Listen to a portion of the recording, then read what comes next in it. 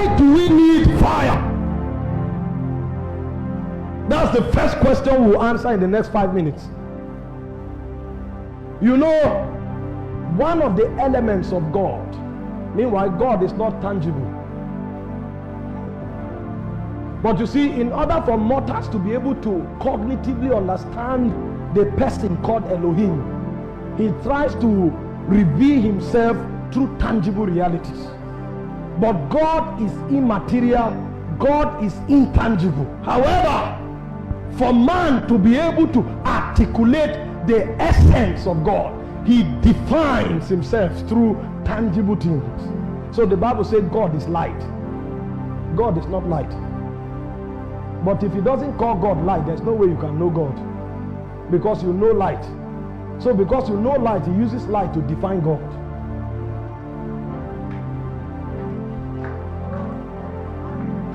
His ways are past finding out, because before light was, he was. So how can you define him by what he pre-exists? He existed before light was. So light is insufficient in defining his essence.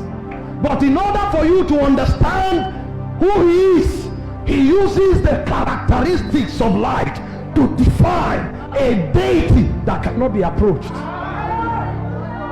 So the Bible said he dwells in light that is unapproachable. And another way God is defined, he said God is a consuming fire. So one of the ways by which Elohim was known in the world that was, not this world, because there was a civilization that existed before this civilization. The civilization that existed before this civilization was a civilization of spirits. There were no beings with corporal elements. The world and the realms were dominated by spirits. The first earth, before it was destroyed, the governor of that earth was Lucifer, the son of the morning. So the way spirits lived was to express different dimensions of God. So there are angels that are made of light. So the way they give witness to God is not by talking, it's by manifesting him.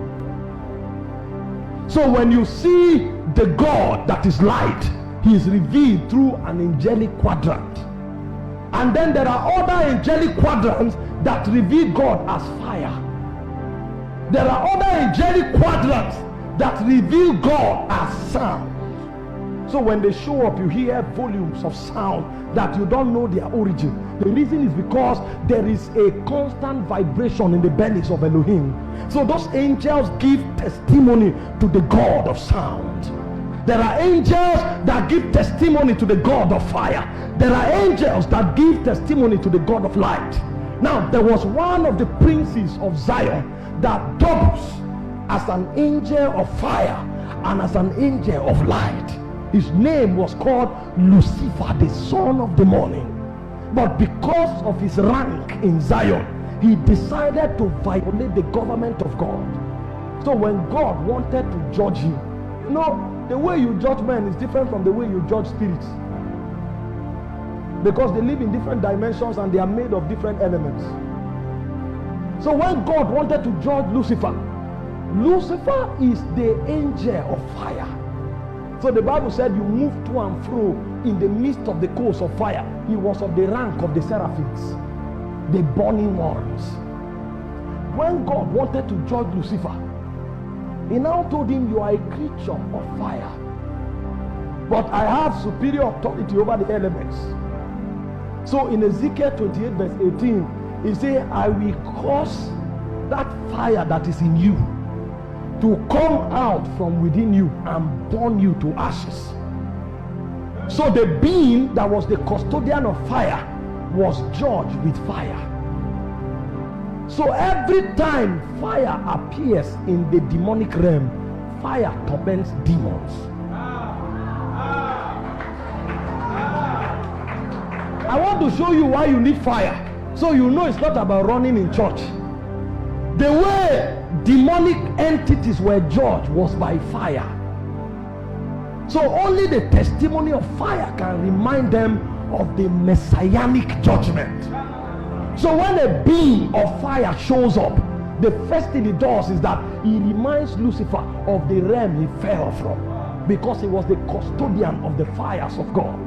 And the second thing he does is that he brings to him the judgment of Elohim that is upon him. That's why when a demon meets a man of fire, he begins to beg, because fire brings torment.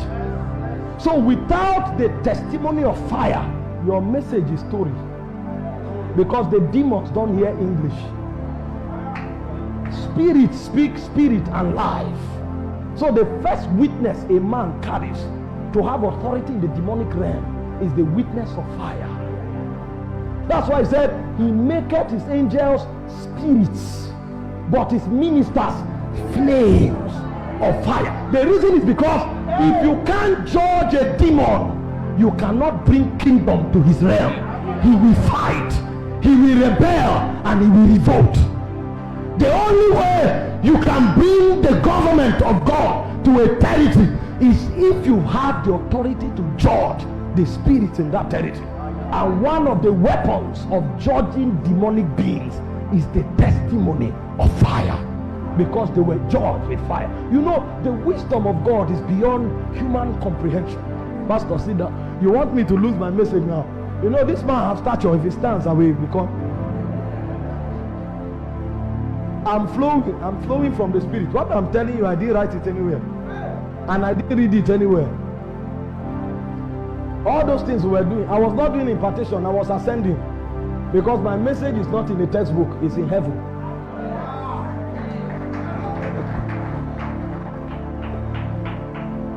If we don't rise, we will lose. Our generation will be lost, and God will still be Elohim, because his name is I am that I am. So there's no past, present, or future. Everything is now. So 100 years can be cut off. God didn't notice. The reason God will notice is the texture of witness that generations bring, because our witness is like a delegation into the realm of the immortals, that we are also part of the agenda of God. We can be carrying out activity on earth, but there will be no delegation in heaven. So when the immortals begin to bring verdict and legislation, they can forget our generation, until a man stands and says, restore. Restore. 400 years can be in darkness, because there are no custodians on earth that can create a gangway between earth and Zion, and say even in this generation there's an assembly of men that are able to preserve the worship and the memory of God. There can be many churches, but there will be no territorial witness. And when the immortals begin to function, they don't function because our number is many. They function because we have a witness in the realm of God. That's why I say you have come to Mount Zion, the city of the living God. He's talking to you about a council of heaven, where God sits as king. He said there is the spirit of the just men made perfect, those who have departed from this realm. And he said there is a witness of the church of the firstborn. So without the witness of the church of the firstborn, a generation will be exempted from the immortal and eternal counsel and the council of Zion. And then you say we walk through time, and they'll say we didn't notice, because every generation is wielded to witnesses. That's why you hear in the days of John, there are many preachers. There were over 400 Sanhedrin, but it was called what? The day of John. John was the only one that brought witness to Zion. And if John was not in that generation would have been lost, because there was 400 years of darkness between Malachi and Matthew. There was no witness in heaven. The goal is not to be an apostle or a prophet. The goal is to be a witness. That's why he sent them. He said, go into all the worlds and disciple all nations. But how do you go? He said, as witnesses unto me. If you're an apostle and you don't have a witness, you are of the dark order. Your messages can be exegetically correct, but it will have no power in the spirit. So the first